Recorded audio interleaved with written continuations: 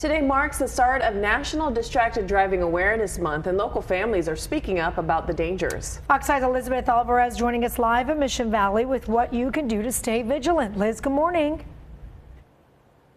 Good morning. Yeah, there are a few things that you can do to stay focused on the road, basically be disciplined about it. We'll talk about that in a moment, but 1 in 10 people every day are losing their lives due to distracted driving, and that has gone up. It used to be 1 in 9, now it's 1 in 10, and behind me is an illustration of 10 people who were killed due to distracted driving. The first image that you're about to see, that picture of 21-year-old Benjamin Montalvo from here in Southern California, he was killed. He was actually riding his bike with a friend when he was hit and killed by a driver who was not only distracted but also intoxicated.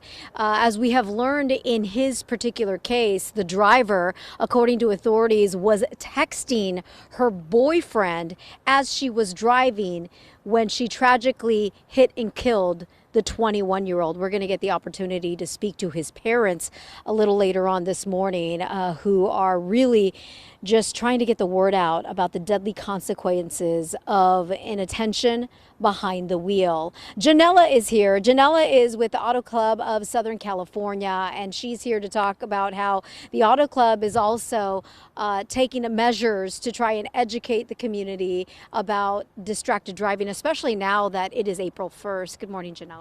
Good morning. Like you said, it's April 1st, which means it's Distracted Driving Awareness Month, and this is a big issue. Everyone has a smartphone these days. Everyone's, so distracted, and when you're on the road, that is the time to focus. It's not a joke. Something my dad told me when I was actually learning how to drive, he said, when you're driving, think of it as a weapon.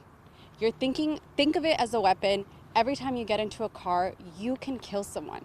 So just putting that into perspective, every time I would drive, I'd be like, okay, I'm like driving a weapon. Like, this is essentially that. So what we're doing here is we're reminding people that it is so dangerous. As you can see from the chairs here, it is so dangerous to be distracted while you're driving. And it's not just that, oh, maybe you could get into an accident. It's that someone could lose their life. You could lose your own life. Yeah, you can lose your life. In the worst case scenario, you can cause an injury.